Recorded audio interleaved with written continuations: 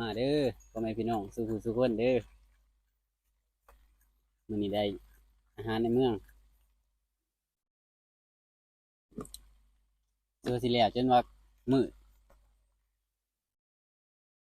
แซ่บๆโลดมัน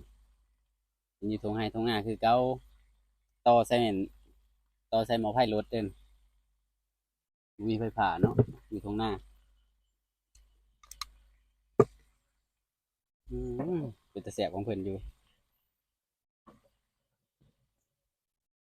กุ้งก็มีเด้อกุ้งงมมาในหนองแล้ว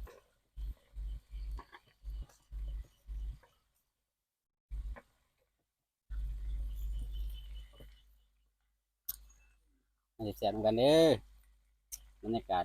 จนว่ามื้อเนาะบ่แม่นแล้งทางโฮมไผเย็นๆคือเก่าเนาะเป็นไผเย็นๆ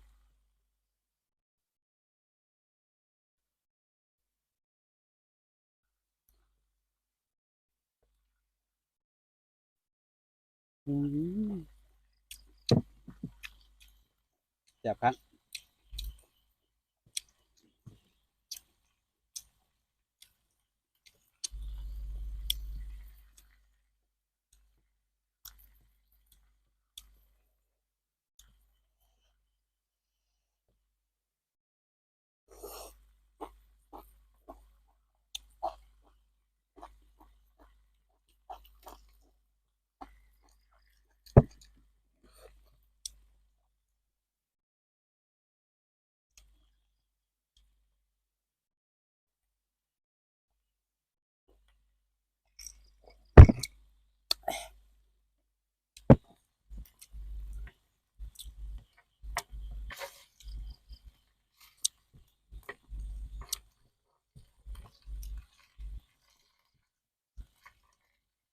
คือเฮ็ดแล้วจนมื้อ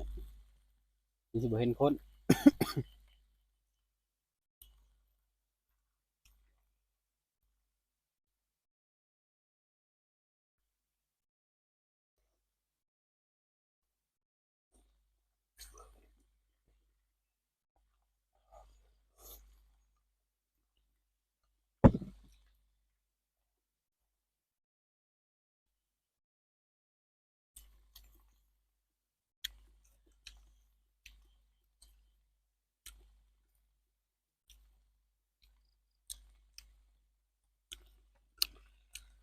มาเด้อมาเด้อ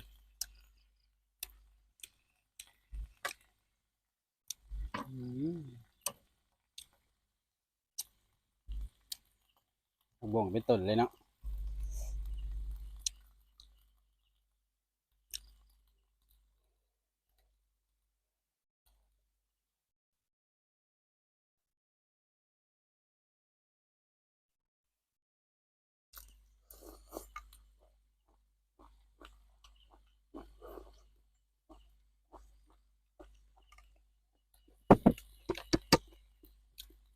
ใครอยากแกงหน่อไม้มาเอาได้เด้อ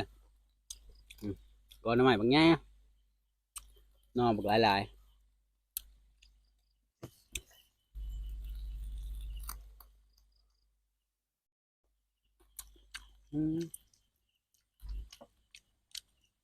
ตอนหมูกับไฟครับ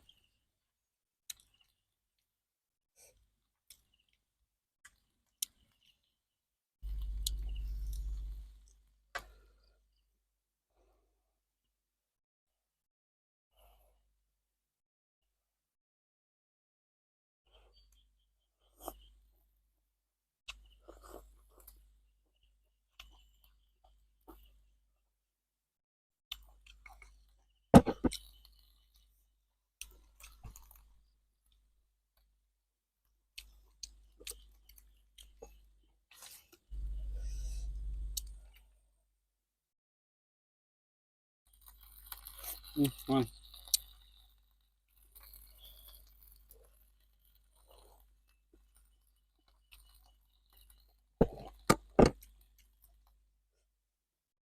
แซ่บอืม